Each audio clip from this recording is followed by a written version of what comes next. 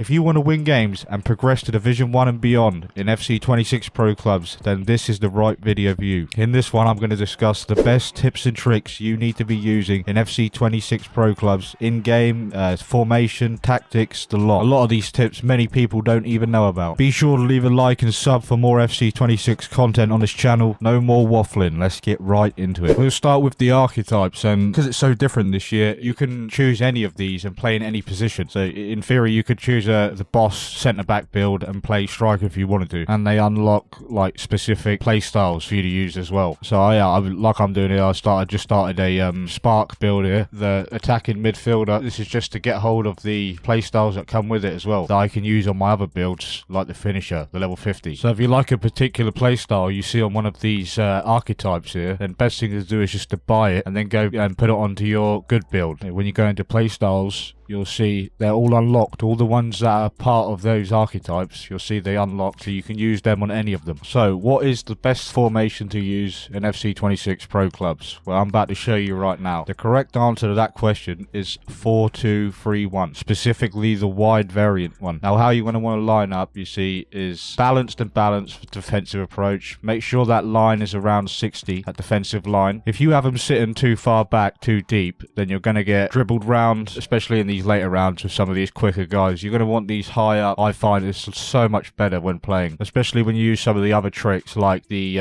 tracking, when you can track the runners manually this year, which is just insane. But yeah, as I said, the 4-2-3-1 wide, this is the best formation without a shadow of a doubt to use at the start of the game. And then there's a couple formations I would use mid game, you know, if you're losing, and there's a couple others you could use. Also, if you're winning, there's one there as well, with either the back one, which I'll show you later on. Over onto the player roles. So the best way to line this up is, we'll start with the defense, and you're going to want both fullbacks on defend, because if you don't have it on defend, they are going to end up pushing forward and you're going to get caught out big time on the counter, especially from corners and that. You just leave your defenders, your centre backs as is, leave goalkeeper as is. You could put keeper on sweeper, but yeah, I'd rather stay with just goalkeeper standard. Both of your fullbacks, you're going to want them, both of your CDMs in this formation, you're going to have them on defend and holding. Your left and right mid just on balance. Inside forward for the left mid. Inside forward seems to be really good this year, and if you have an actual player there playing in that position, not the AI, then that can actually help them get a 10 match rating a lot easier as well, so it's worth doing. And then for your striker, I assume this is a position that's going to be taken. You're going to want it on advance forward and attack, just constantly staying in the game,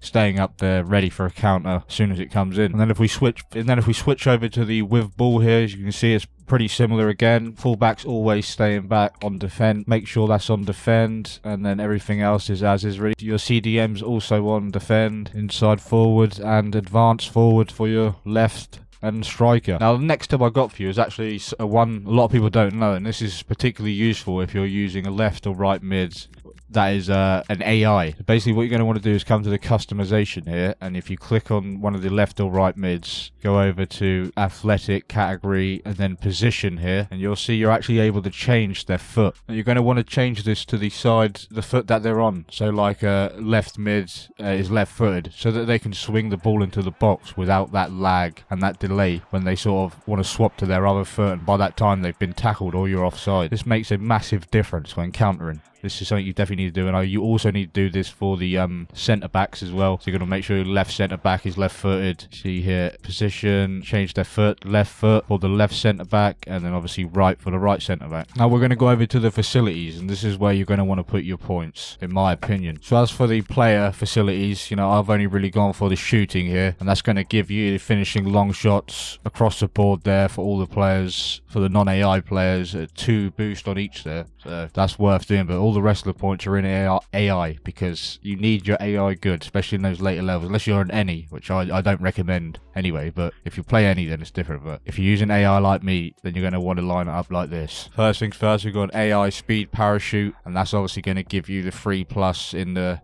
acceleration and sprint speed for the AIs. Just the 1 star there. And one for defending here, 200,000. I'm going for AI tackling coach. This is going to give you a slide tackle and standing tackle boost. Particularly that standing tackle is going to be really good with the AIs because they're so bad at tackling sometimes. So you need all the help you can get, really. And then the other one, you're going to want another defensive one, AI defensive tactical coach, the interceptions and defensive awareness. Like I said, you're going to need all the help you can get. This is the way to line up. Focus on the defending because it's going to win you games, especially when paired with the manual marking you can do and things like that. Team press, all that. This is needed. And the final little tip I have for you as far as the menus go is make sure you're 1, doing your skill games, and 2, going into the club store, spending those coins, not on bandanas, bollocks like that. Make sure you're going over to consumables and buying these instant AXPs. If you're level 50 on one build, then still buy them and throw it on a new one. Start leveling that up because you get level 50 without even playing if you just keep throwing these on one of the builds. But these stop at level 25, these instant ones, but then you just throw these other ones on, you know, these 5 match bonuses and that when they come back out. These are a must. As I got level 50 really quick, just bought these with all the coins. Now we're going to move on to some of the in-game tactics that you might not know that are particularly useful when it comes to pro clubs. So let's say, for example, you just took a corner, they defended it, now they're now on the counter, 3 of them pushing, there's 3 of your defenders, and you want to be able to control the AIs. They're all AIs pushing back. Now, what you want to do is double tap R1, and on the second tap, make sure you hold it, and you'll see these little blue arrows appear above the AI players. And what they're going to do is track the runners. So you manually track the runners this year, and they get a speed boost for doing this. It's crazy. Like, they'll keep up with a 90 pacer if you do it at the right time. You got to use it at the right time, though, and make sure you let off. Once you've used it, once they've caught up and got in position and are defending the attack properly, then let off. Don't keep doing it, otherwise they'll go out of position. Now, when used right, this has won us games. This is how we've got into a high bracket already and well on the way to elite. It's so overpowered.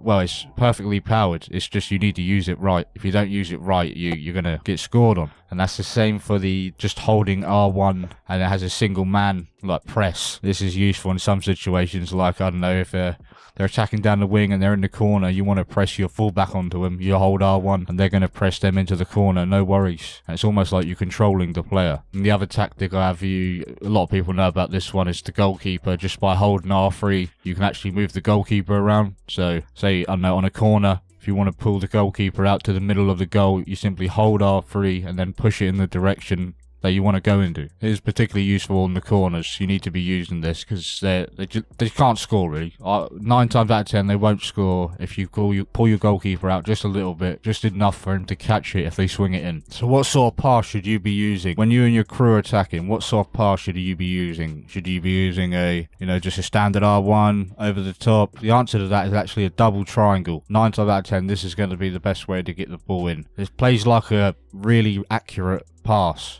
round the defenders straight to your attacker every time. It's like the new pass this year. It's just a lot better than just a standard triangle, which you'll find often loses the ball. The defenders will win it and then they'll be on the counter. The other one you should use is just the over the top, so L1 and triangle. This has always been the best, and yeah, it's no different this year other than that double triangle one. Don't sleep on this double triangle though, man. It's the way this year, especially in pro clubs. So that was some tips, some formation, like the formation, the meta formation you need to be using this year so far in pro clubs. Like I said, be sure to hit the like and subscribe button if you enjoyed the vid. There's more FC 26 coming on this channel, 100%.